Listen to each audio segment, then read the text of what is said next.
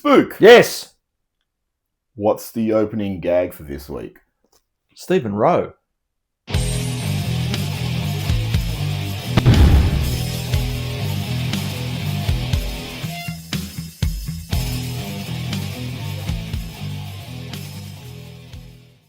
Welcome to the Collingwood Rant. I'm a happy Sly. And I'm even happier, Spook. Spook, Yes, I'm happy. I need a love to keep me happy. going into the finals, there were obviously massive question marks on us. Oh, you and me. Yep.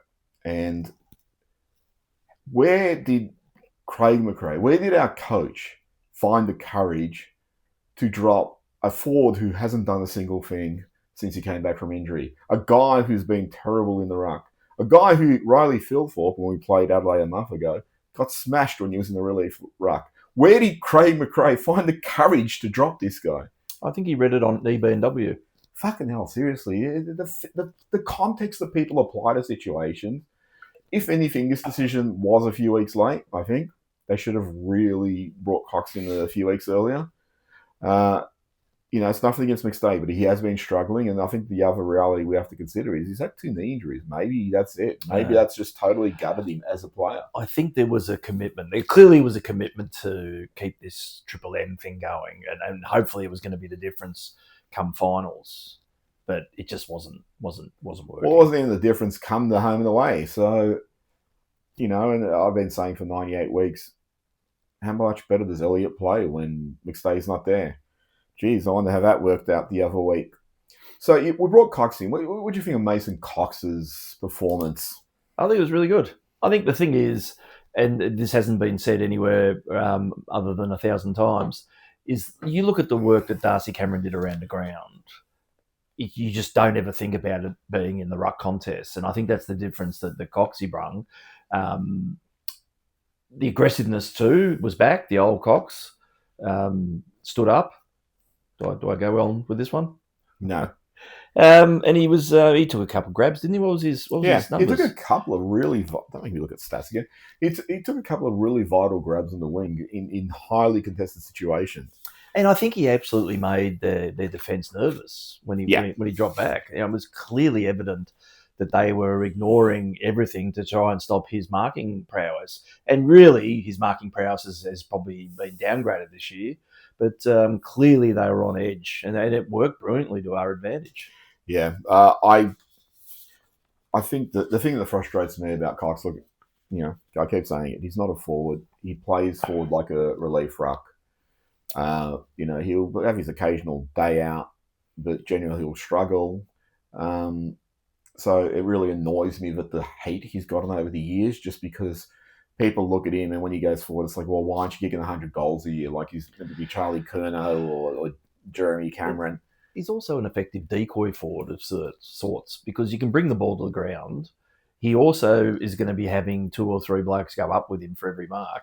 If you play him deep, even if he asks a mark and under those conditions, he's more than likely going to kick it from there. I mean, his question mark was always about 30 metres outwards. But I actually don't think it's a question mark anymore. There was one in the reserves where off one step, he kicked it about 55. I actually think he's okay now. I mean, again, not relying on him to be doing this every week. But I understand, earlier in his career, he did struggle with distance. But, as time's gone on, he's a big guy, so those legs are swinging high. I think I put a fair bit of power behind the ball. Jordy De Goey sort of reminded us that he exists in a very, very awesome way. He's a big finals player, isn't he? I think that's been noted before. Yeah, the great thing about the Goey's last 3 weeks or so, that if Nick Daicos is elevated to a new level because now the Goey's creating some fright in that midfield. And I think that's probably helped Ned Long, who played his best game for about 6 weeks.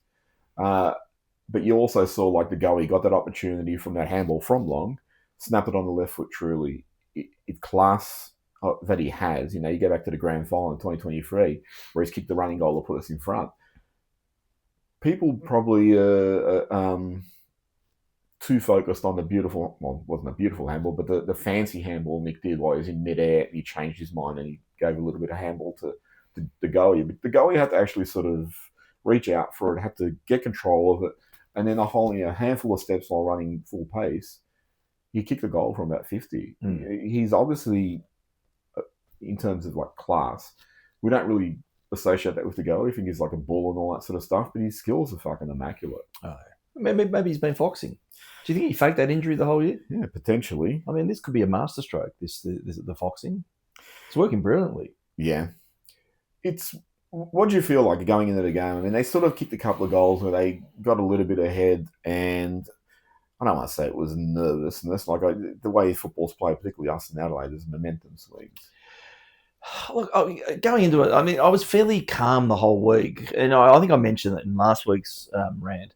I think the underlying thing that was always going to work for us is it's the lack of finals experience that Adelaide had. They've had a remarkable season. They've finished on top, but they've come out of the wilderness more or less. They haven't finished top 8. They didn't finish top 8 last year, did they? It's been about seven years since they last played a final.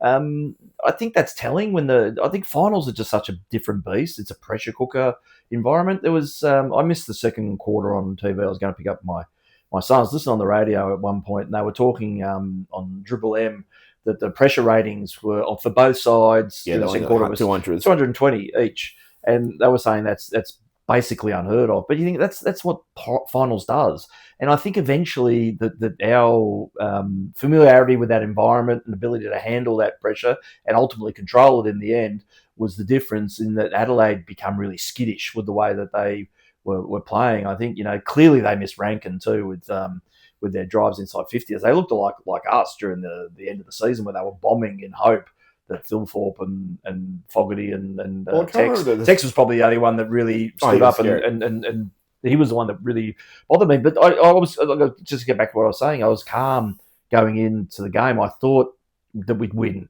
I wouldn't think it was going to be like a massive margin. I just probably expected us to win. Yeah, I can't remember the exact stat, but it was something like we had 16 premiership players playing, and they had like 16 guys who'd never played finals. Yeah, that's about right, yeah. And you go like, the thing that really stood out, I actually thought one of the massive differences was Darcy Moore just kept going for marks. Oh, he made that one major fuck up where he played on, and so that was but like I said, everyone fucks up every now and again. But like he kept going for marks. In the last, I reckon, about 12 weeks, he's punched a lot of those. And this time he just sort of backed himself. And there was marks that, you think about like the outcome of when you punch, the ball goes loose, and there's still a potential the opposition's going to get it, going to crumb it. Whereas he marks it and just kills the momentum dead. And that was a massive difference. Yeah, I think you'd arguably say that's the best game he's played in his career.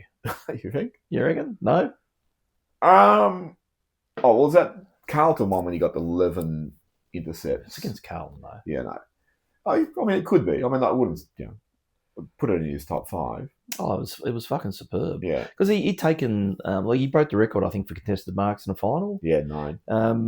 And he'd had a heap right from the get-go.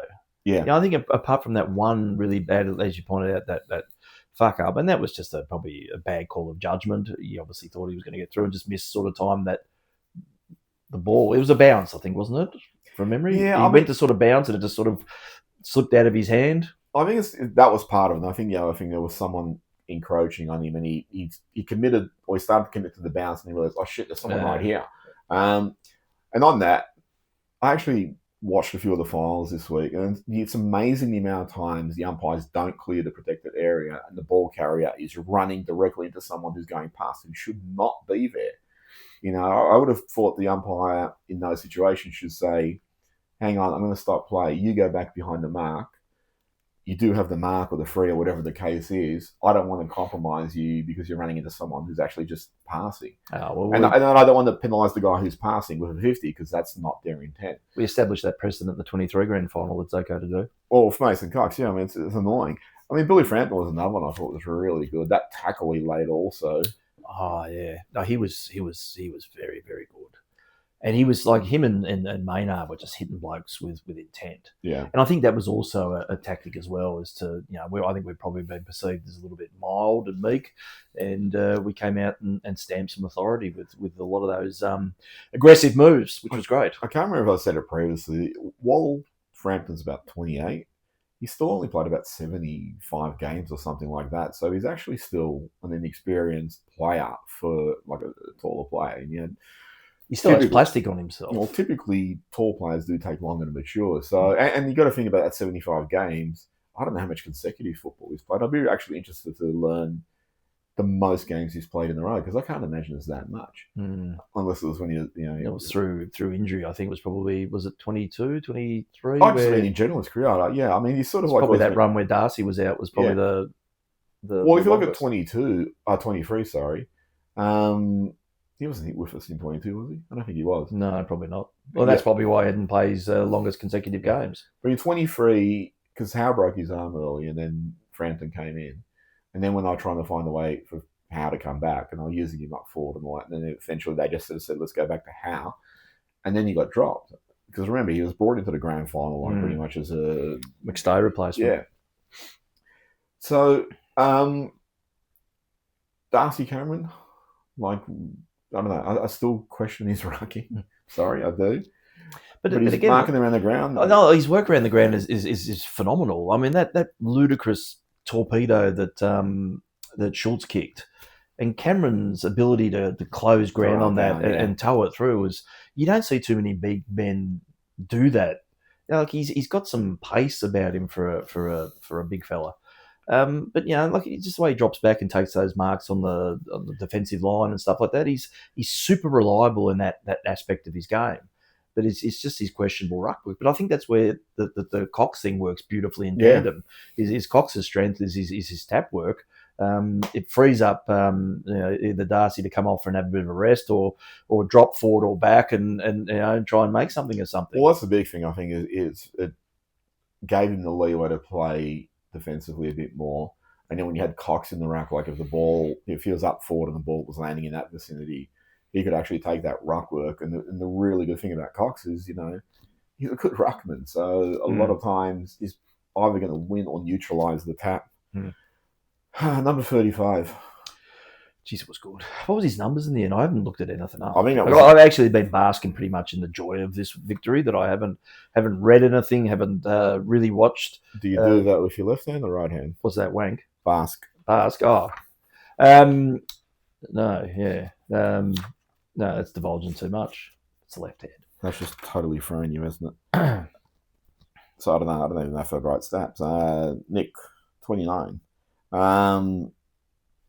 Sorry, I should make this taller. 1 goal, 1. He kicked that really beautiful goal in the first quarter was beautiful. It was on his.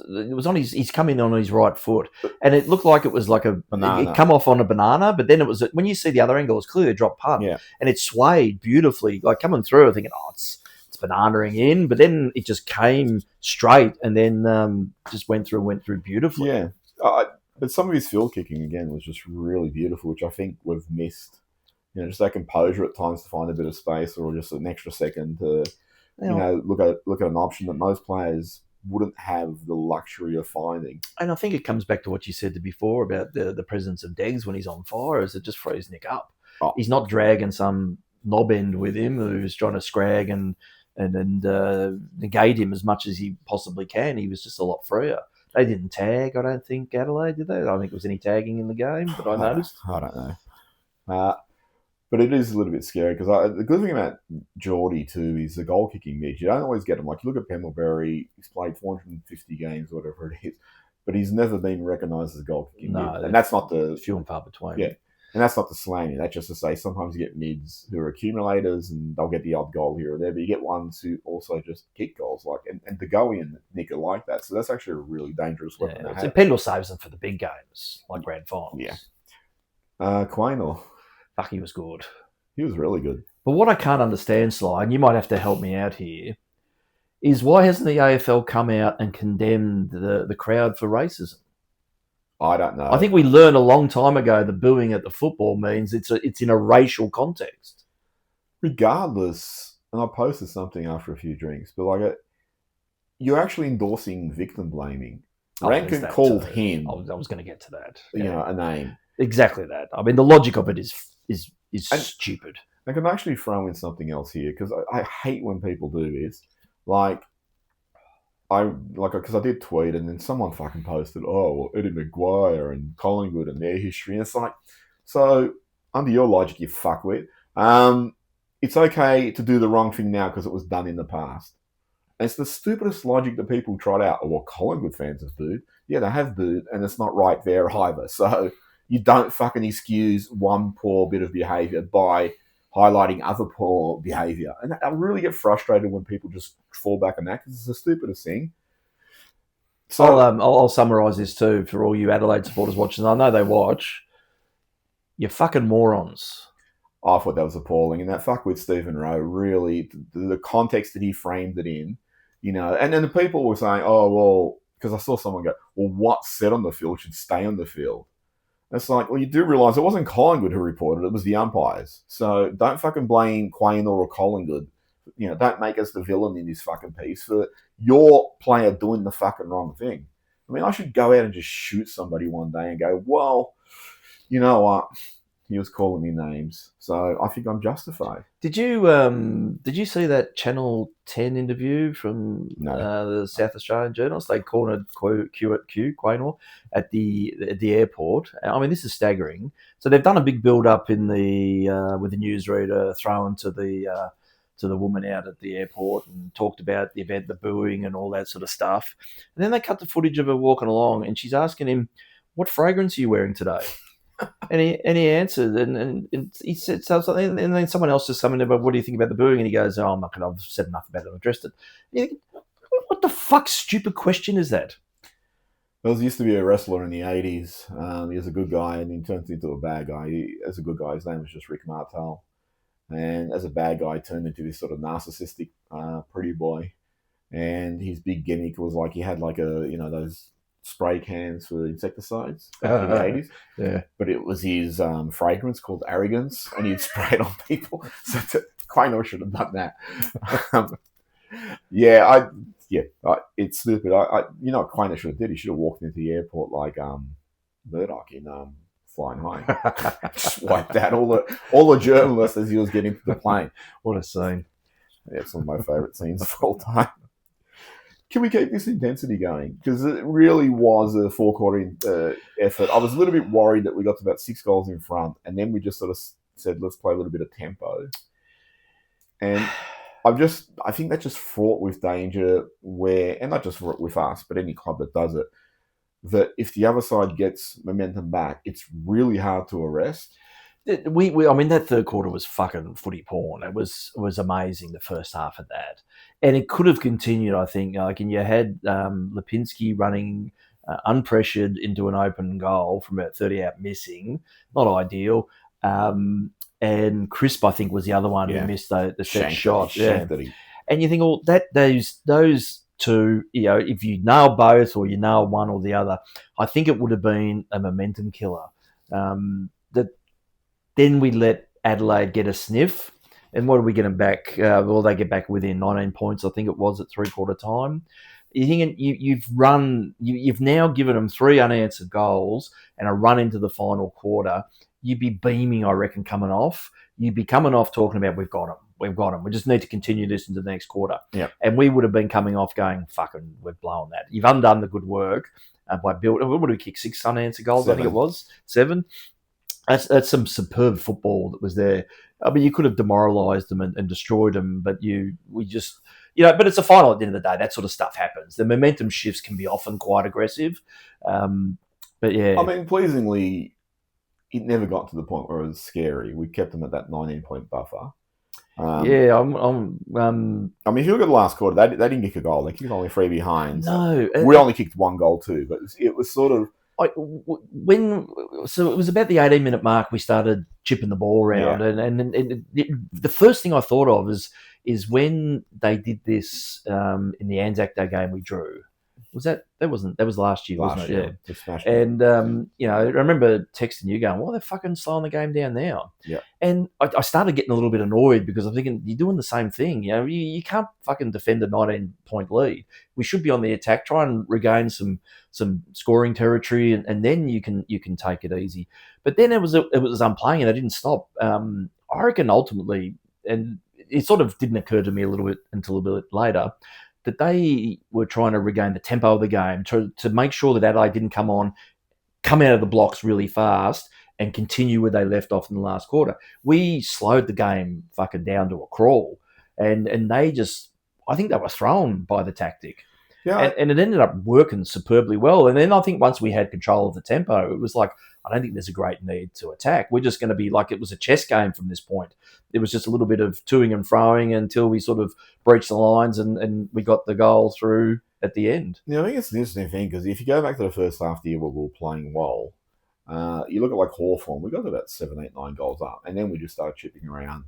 But in the second half of the year where we've tried to play tempo, we've become extremely vulnerable. And it happened repeatedly last year. I mean, you look at that Fremantle game, I think we were 3, 4 goals up, and then just let Fremantle back in. So obviously there needs to be a consistency of pressure to facilitate that you can play that tempo and ensure the opposition don't get in. But it's still a little bit scary.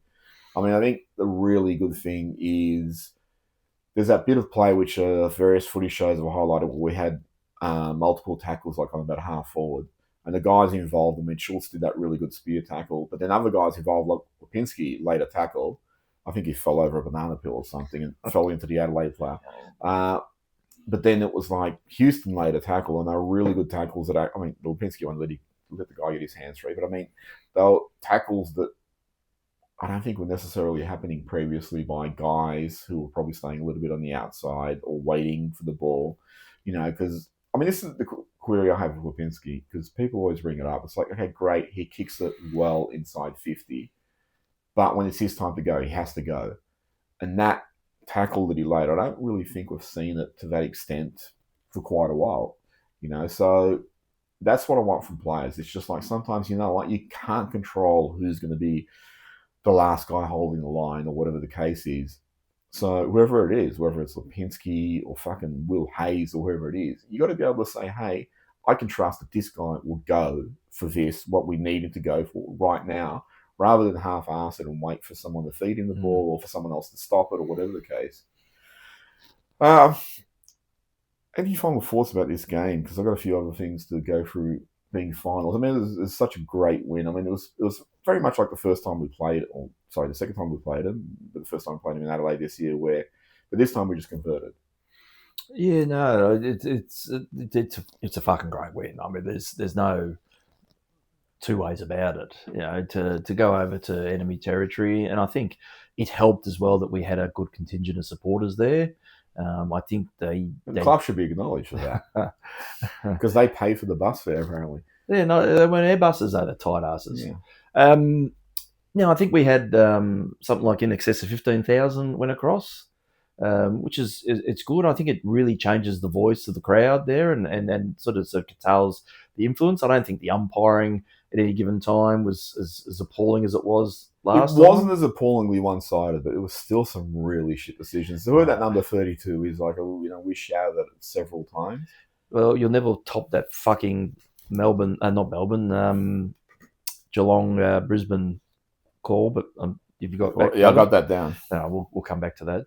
But yeah, what happened in the Fremantle game too? Did you see? No, and I didn't exactly the same fucking decision. I was out last night, so I missed. I saw a bit of the game, but I didn't see.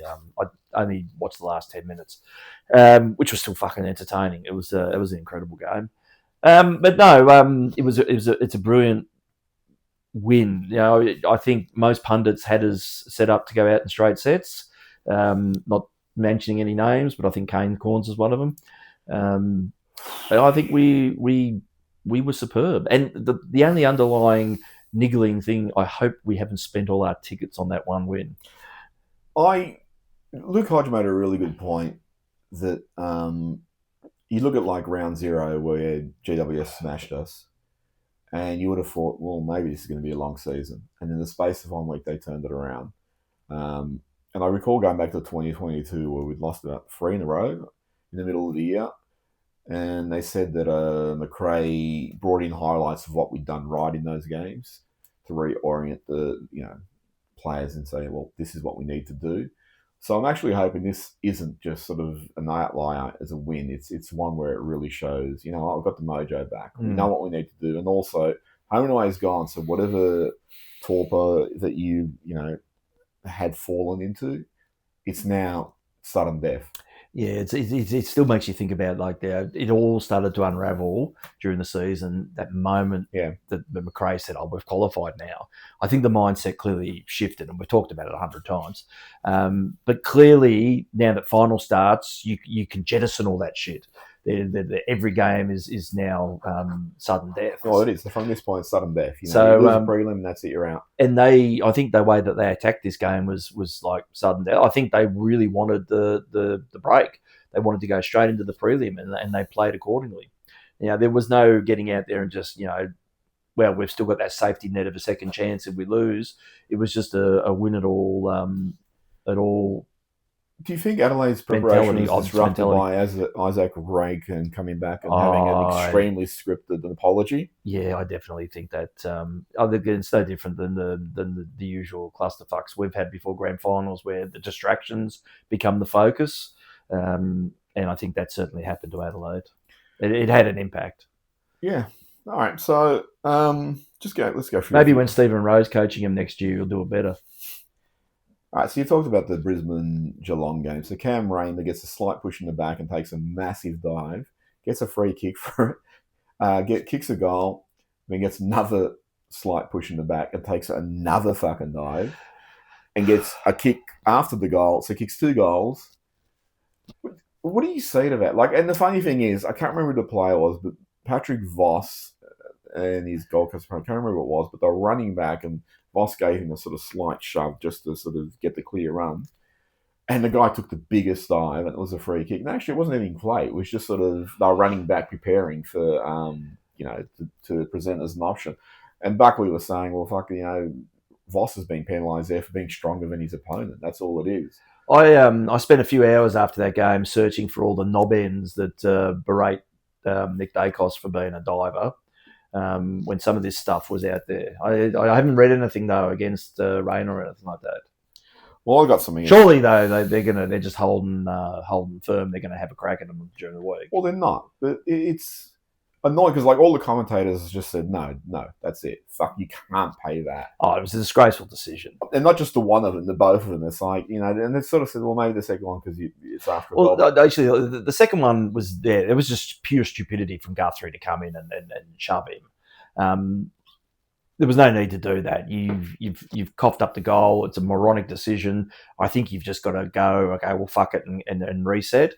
But they remonstrated, which Rayner's a mouth. And I think he enticed that contact and drew that eye to get the free again. I mean, kudos to him for playing him like the suckers. Hopefully they are. Well, talking about it a couple of weeks ago, it's just I said, if you stage and you get a goal, you should be fined 10 times what the normal staging fine is. Because we fucking want to discourage that. And as Nathan Buckley said, all this is going to do is encourage people to start flopping. And it's just really shit, like the AFL talks about the aesthetic. They don't really talk about it, but they want a certain aesthetic for the game. And it was really unusual that Voss one was also paid. It wasn't like they said, hey, let's be mindful of this and not do it again. It was almost like they went the other way and said, if you see one, pay it just to show we're going to be consistent on this. It's fucking a blight on the game when you get shit like this. And unfortunately, it wasn't a Collingwood player, so people could fucking pillory Collingwood for it. Here's the other thing too. You go back to the Ranken thing. And I was reading some social media comments because I'm an idiot. And someone said, or, what they said about Ranken apologised. Someone said, well, did Braden Maynard apologise for ending Angus Brayshaw's career? It's like, fucking seriously? It was just that one bump that was an intended smother. It wasn't the succession of concussions that Brayshaw had or the earlier hit he got in that game. You know what? While people are fucking motoring along on this, did Lincoln McCarthy apologise for ending Nathan Murphy's career? Because that's the same fucking thing. Mm. So where's that? Where's the outrage there, you fuckwits? It really frustrates me when you get stupidity to that extent. I mean, I understand some stupid, but to that level, it's almost, there was that X-Files episode, season 4, when fucking Scully and Mulder investigated that country house. And it was like 3 inbred hillbillies keeping their mum under the bed. And it was like, that's the level of stupidity that we're talking about. It's fucking ridiculous. I challenge you all to go and find another show where you can transition from transition. That was Shithouse umpiring into an episode of The X-Files. I challenge you. Why wouldn't that be, if X-Files is going now, why wouldn't that be an episode? It surely would be. Because, I mean, there's no ability to solve what's going on with umpiring at the moment. It is one of the great unknowns. You would have an ability, because if you had like a camera inside AFL House, you know, and you'd have the umpires, and there was, I don't even know who's in charge of the umpires nowadays. I heard Mulder's got a poster of an umpire behind his desk at the FBI that says, "I want to believe." But you'd have like the you know, all the umpires sitting around the table, whoever's in charge of the umpires go, are we still meant to go ahead with really poor umpiring? And then just the cigarette smoking man coming out of the shadows going, you don't understand the total agenda of what we're trying to accomplish here. It's fucked. Do you think it'd be an umpire that sticks a football to his window frame at night? Potentially. What was I going to say? We missed out on Jack Silvagni. Did we? Yeah. Oh, that's a fucking shame. You know, I mean, he was coming as, I think they put him up there with Jack Reagan, the Collingwood Prince of Fullbacks. I think Reagan was from the Exorcist movies. Yeah, is that the same? No, that's another Reagan. Yeah. Oh, I mean, what do you think when you had, apparently we had Silvagni pretty much over the line? I think this is one of the great Collingwood examples of where we have some really interesting outlooks from our supporter base. So the way I viewed it, and correct me if I'm wrong, because I did send this to you, when Silvagni was playing for Carlton, he's an absolute hack. Everyone laughs at him. He's useless. He's no good, all that sort of stuff. Then there was a sniff of him coming to him. He goes, like, the supporter base then shifts to, well, this is exactly what we need. This is good. Silvagni's coming to us. This is fantastic. We can have a really gun defender and we can stitch up Carlton at the same time. This is a brilliant outcome. And then you choose St Kilda and everyone goes, wow, the price is too high. We didn't really need him. So we've just gone full circle. Yeah, we're glad we're not having him now. And it's just, it always amuses me to see that dynamic shift. Going back to X-Files. Is there an episode with Silvagni in it? No, but I was going to say... As a UFO comes over and was about to drop Silvagni into Collingwood. Around Silvagni was he wanted to play in the team for a premiership. Why would you go to St Kilda then? Because of the money. That's an X-File. But I mean, that's an X-File in itself. It's like, fucking get to St Kilda, yeah. Just on X Kilda. I don't think it's any surprise to anyone that St Kilda is not the most affluent club going around. That St Kilda is propped up a fair fucking bit by the AFL. How the fuck can they now suddenly throw all this money at so many players? $2 million for TD or 1.7 to TDK. Did we cover this last week? I don't know. $2 million to Wanky Knees Millerer. Liam Rhymes going over. He said he's not going for at least $4 million. So he's Silvagni. He's over there because I think, you know, if you can believe the figures, we were willing to pay between 6 and 8 or something, and he's getting more at St Kilda. It's just like one of those gangster things where they're just doing this with the money. Well, that's what Graham Allen did in that 2017 season at Collingwood. He just, you know, fucking went for Maine and Wells and Dunn, and I think there was one more. I can't remember what it was, but I mean, Gubby obviously likes throwing out the money. I mean, that didn't come back and bite us, did it? Would you have paid like 1.7 for De Goey? Fuck no. I mean, if you look at, you go back over the last, I don't know, 6 flags or so. So Darcy Fort was the premiership ruckman last year, with no disrespect intended to him, but he's obviously just a workhorse. And then we did it with Mason Cox and Darcy Cameron, and then you go back to Geelong, did it with Blitzarse and Reece Stanley. Richmond would have had Nan Curvis in there. You go back to West Coast, they had Lysett and Vardy. The only one who had a genuinely gun ruck was Melbourne with Gawn. But if you go through all the premiership teams, very few of them have what you'd consider the premier ruckman in the competition. They just sort of had guys that did what they needed to do, which is ruck, win an occasional tap to their fucking teammate. Hey, Brody Grundy, that's probably what you should have done in 2018. But yeah, it's like a really bizarre thing to spend all your money on. I mean, given that Curnow wants out of Carlton, if I was to kill, I would have said, well, let's pay him $1.7 million. It's hard to explain. What's Scully saying about it, though? Well, she's the scientist in it, so she just tore it down. So what happens, though? Mulder, in this instance, he puts a dollar sign in the window, puts a lamp behind it. I think he equated it with Bigfoot. Big paycheck. John Ralph. Fuck, this is funny. I was starting to respond to him, and I just couldn't be bothered. Ultimately, because I know he's just fucking trolling nowadays, and he's pretty stupid. Post game, people were looking at the Goey bump. Fucking Ralph did his best to fucking hang him, and Dunstall just shot through every argument he had. And fucking seriously, Ralph just sat there like he was going to cry. He was like the fucking kid in the school. Will I make up the rules? But then Ralph decided to double down. And then on Twitter, I can't remember, like I should have actually copied it out, but fucking his language was, Jordy De Goey escaped. It was like, with a fine. So saying escaped already tells you. I did say that too. There were spotlights and sirens. Yeah. And then he said, it was graded down to low-level rough conduct. I was like, fucking hell. He's saying everything just to sort of contextualize it as, well, fuck, how the fuck did he escape this beheading? And then he talked about the Keane elbow on side bottom, which should have been a week. But he goes something like, the Keane, he had a glancing blow onto the arm, which was deflected high. Oh, the rocket defense. It was like, you looked at both of them, the way he framed them both, was like, okay, we should probably fucking give De Goey the death penalty and Keane the Order of Australia. It's just, geez, you're a really shit journalist, mate. You really are. It's really sad that, like... It's verbal clickbaiting, though. It's just shit. He's just a shit talker.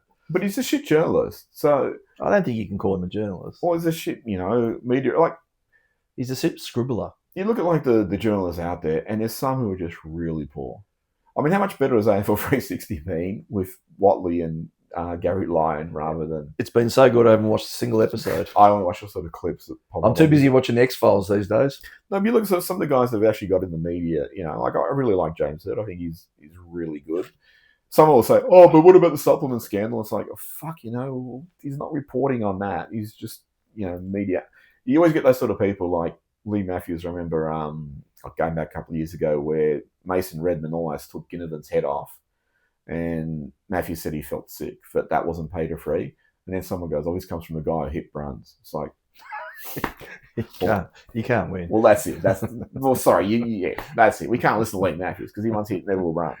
No one who's done the wrong thing could ever potentially have a genuine insight about what should or shouldn't happen in a situation like that. Imagine if Matthews commented on the TDK thing. Someone would probably bring up that one time that Matthews didn't pay his tax bill. Did you say, like, Matthews talking about Pendlebury? He said his body's slowing down, but his brain is just so quick. Oh, how good was that little evasive stuff in that the dying minutes of the fourth quarter? He was just like turning the clock back. He was going so far back in time, I could have sworn I saw a flux capacitor behind him. Yeah. What do you think about Nathan Buckley potentially coaching Melbourne? Do I care? No. I'm going to go through some comments because, you know what? I totally forgot to answer Evan Purdue 2 weeks ago because part of his comment was, if you could draft anybody in the league, who would it be? Who would you take? A key forward, a key defender. Which ones, though? Well, Taylor from GWS would be the defender. Mm. Forward, I actually like that it's a no-name forward line because it creates a little bit of havoc. Well, it worked for us in 18 up until the end. Yeah, but that was because we had a Ruckman who got 60 taps and 2 of them went to our teammates. Mm. When the other guy to really look at, and it shows because of the go, is Matt Rowell, just because he's a fucking beast. Yeah, apparently he was dominant last night. I didn't see the game, but there was a lot of praise for him. I did see the thing with his mum on the TV. That was funny. I didn't see that. Benjamin Tate, we don't give Houston enough credit.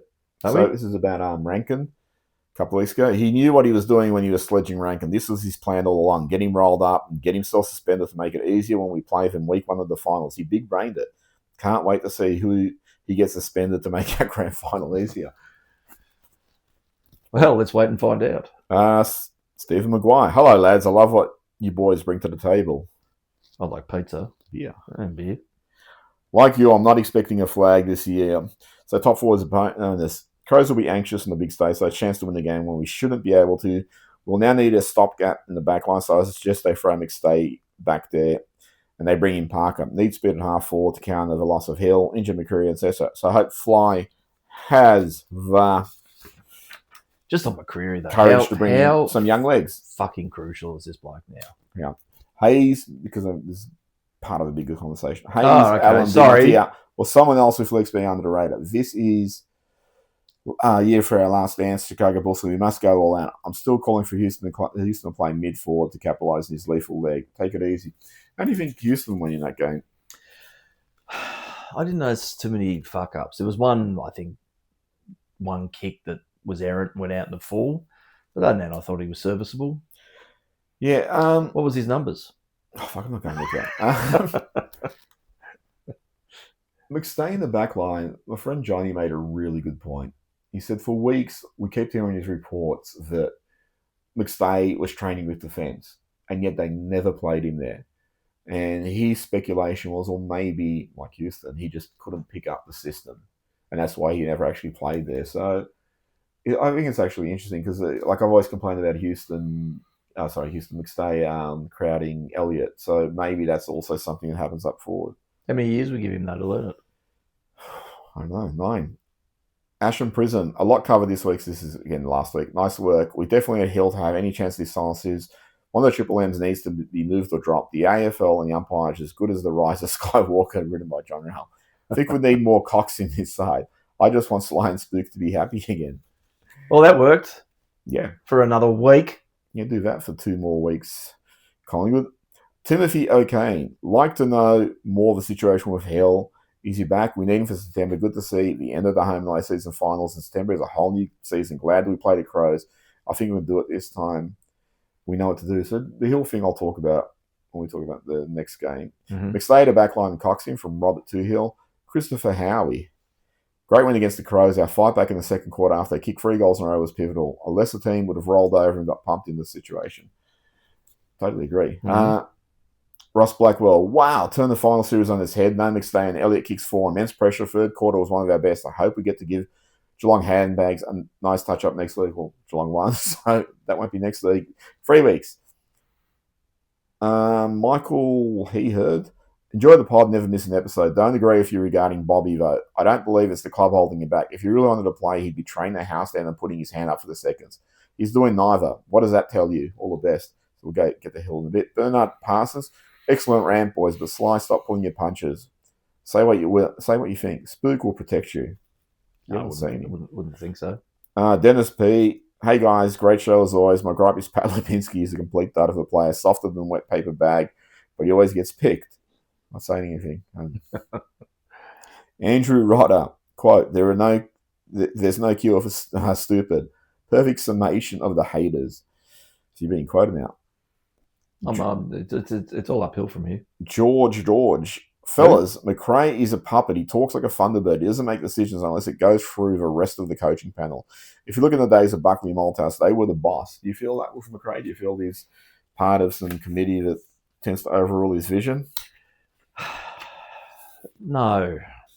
I think he has a reasonably strong say in what happens. So, what are your tips this week? So, Brisbane plays Gold Coast.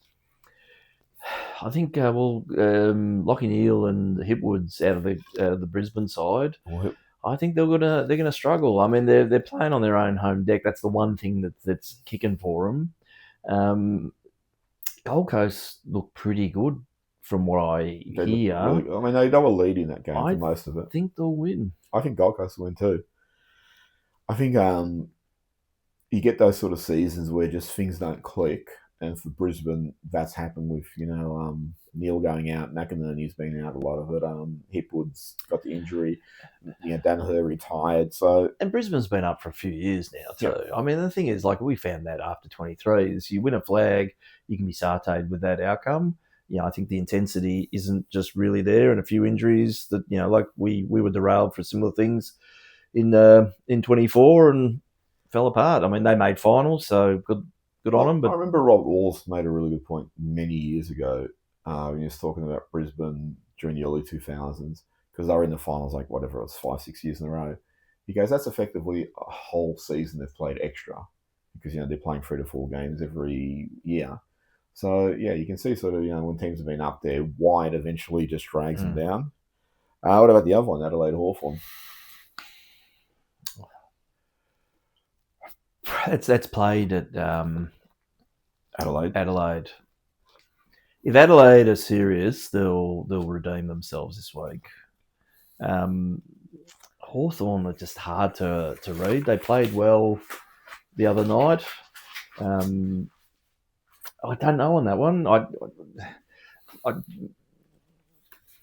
I'm thinking Hawthorn will probably win, but I don't know. Adelaide will need to. I think it'll sting this week. Maybe they'll win. I don't know. Really, genuinely don't know. Yeah, I mean, Hawthorn's interesting. I've said for a little while, I think they've come up a little bit too quickly because they probably need a couple of extra top picks who are just coming into their own. But they're really well coached. They seem to have a really good system, and they have that typical Hawthorn John Ralph about them. So I would tip Adelaide. In terms of us going into a prelim, who would you rather play?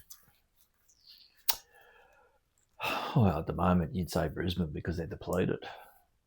Gold Coast, though, ultimately, I think we still should win the prelim and get through the grand final. From there, I'm not sure. But I think we'll win the prelim.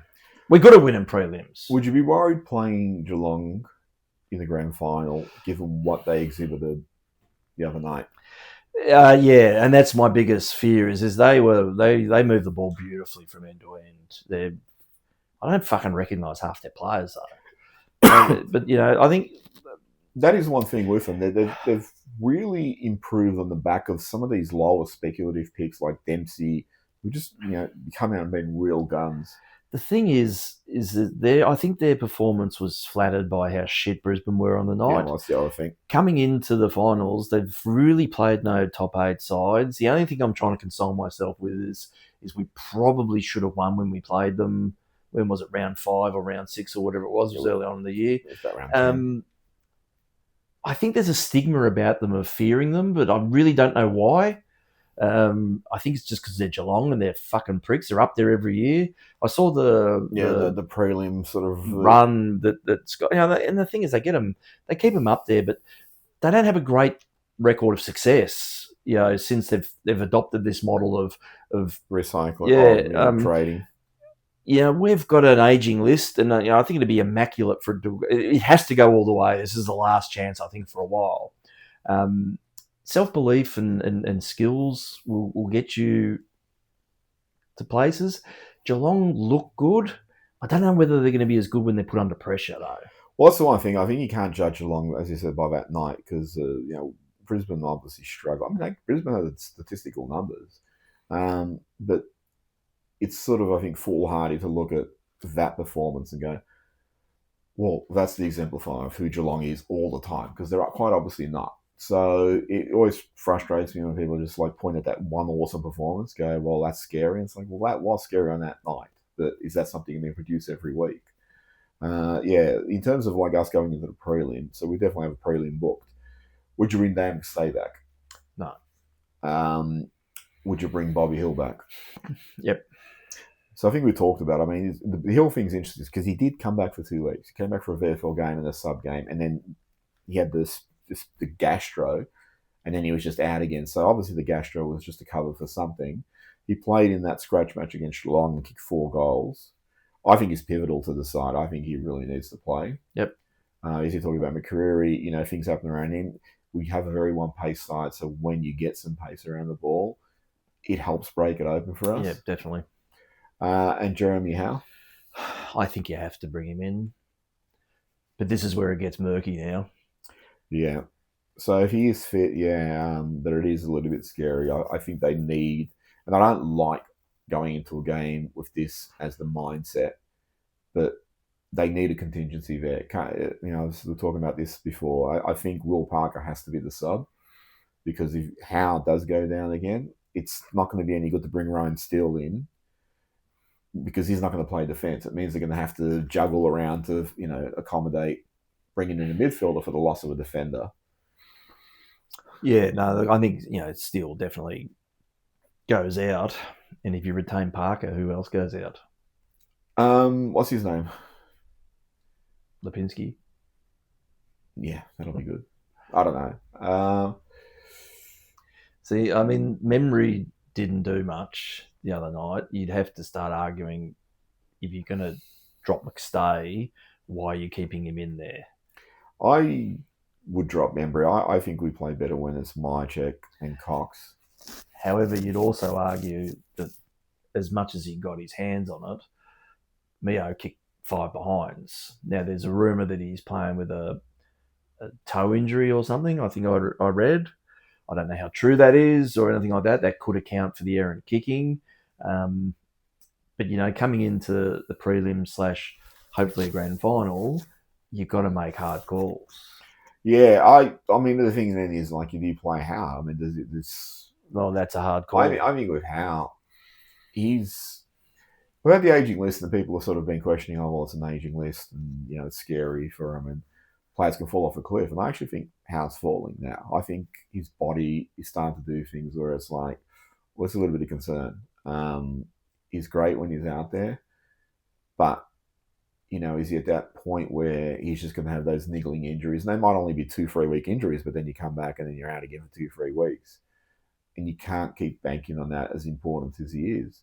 So maybe you do need to make the tough call and say, well, we don't play him. And then we go with Parker, which I know it's not a like for like, but ultimately, is that what you'll have to do to protect yourself? Well, I mean, Parker's very serviceable. I mean, I think it was only 1 or 2 cock-ups, but I thought he played all right the other night. Well, you go back to the 2011 grand final where Malthouse banked on 2 injured players in Jolly and Ben Red and Reed. Well, you go back to 2002 with Malloy. Yeah. You just can't afford to carry him in. The Reed one was costly. Well, Hawkins killed us, and I recall, after the game, I was speaking to my brother who was sitting on the other side of the ground, but he said that when the players ran out, you could see that Reed had no power in his legs to turn or anything, so it was a really bad gamble. It would have been better if they did just go for like Goldsack as the fullback, as underweight as he would have been, but it was like this proposition of you brought in someone injured, and it really bit you. I don't know. I mean, it'd be really interesting to see what they do in the next, or when selection comes in 2 weeks. It'd be interesting if they try and manage players. Like if they say, well, fucking let's give this guy another week, or let's, I don't know. I think this is really going to define McRae. As you said, I don't know where they're going to go next year. I think next year, though, they really have to force some change. They can't keep just sort of banking on the oldies. No, they're not going to be durable enough to last a year. You're going to have a lot of in and outs with them. Well, this is a frustrating thing, I think, too. I mean, the guy I should have mentioned was Sidebottom in the game. He was great, and we've been saying this for years, playing forward. Yeah. And I think him playing forward, he could get another 2 years out of his career just purely as a forward. He might only get 8-10 possessions. He knows where the sticks are. And he's great. Like, he's dual-sided. I've always said, like, he shows the temerity around the goals that he doesn't necessarily show up, in the midfield. I think that's sort of been addressed a little bit since McRae became coach. But under Buckley, it was very regimented the way he played. And obviously that was the way, we were meant to play under Buckley. But as a forward, he's brilliant. Anyway, any final thoughts? And we should mention Elliott. Elliott was fantastic. Oh, he was superb. 4 goals, 1. Yep. Yeah, how much of that did he stick up to the AA selection wankers? What do you think about that, the AA selection? I mean, Nick Daicos on the bench. I have a bit of a theory these days that I think AA is partly about recognising good players, but there's also an element of theatre that they try and drag into it.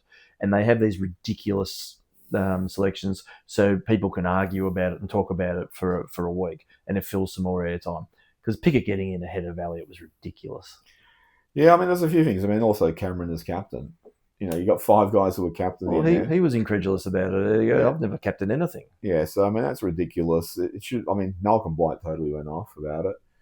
He said, like, I understand it's not the side that's going to play anybody, but surely you pick the captain from one of the captains, and Jordan Dawson's the captain of the minor premier, so surely he's the guy that should be captain. So yeah, it was mystifying. But Nick on the fucking bench was just a fucking joke. But it's like that Ollie Dempsey too, because he didn't get selected, and I can't remember what it was. It was one of the Sunday Footy Show panelists were just saying, I wish they actually chose the guys that play in those positions for those positions rather than just choosing 6 midfielders and then, forcing them into positions they don't necessarily play, but you just want to pick them. It should be like, who's the best winger this year? Not like, who's the best midfielder, and then we'll just play him as a winger also. So, yeah. But anyway, I think Yayo's a crock of shit. I mean, it's just it's just a name on the paper. It's not like you can fucking get anything from it. Anyway. You get a jacket. Final thoughts? It'd be nice to have a week off, and whoever it is that makes the prelim, let's just fucking smash them. Yeah, that's a pretty good idea. All right. Like, subscribe, leave comments, all that sort of stuff. We'll be back in about 2 weeks. Ooh, that was a shocker. Well, as long as one of us hits us. I'm right on target. My aim is straight. Yep. All right, later. Goodbye.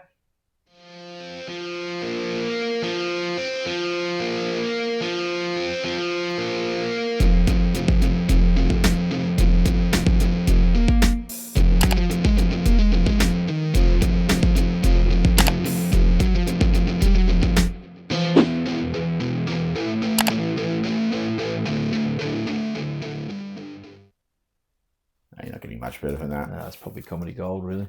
Nobody will even know who the fuck he is. That joke would you would have dug that up in Ballarat 100 years ago. Now I've got all these people looking up who is Stephen Rowe.